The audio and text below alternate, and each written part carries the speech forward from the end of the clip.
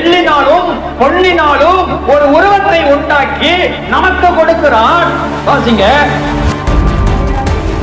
அதை என்ன பண்றோமா? வணங்கி பணிந்து தொழுது கொள்ளுகிறோம். வாசிங்க. இப்ப முக்கியம் அதுதான். எதை எங்க வைக்கிறோம்? தோல் மேல தூக்குறோம். அதை சுமந்து அதனுடைய ஸ்தானத்துல கொண்டு போய் நம்ம வைக்கிறோம். அங்கேதான் நிற்கும். அது இடத்தை விட்டு அசையாதப்பா. ஒருவன் அதை நோக்கி பார்த்தால் மறு உத்தரவு கொடுப்பதில்லை.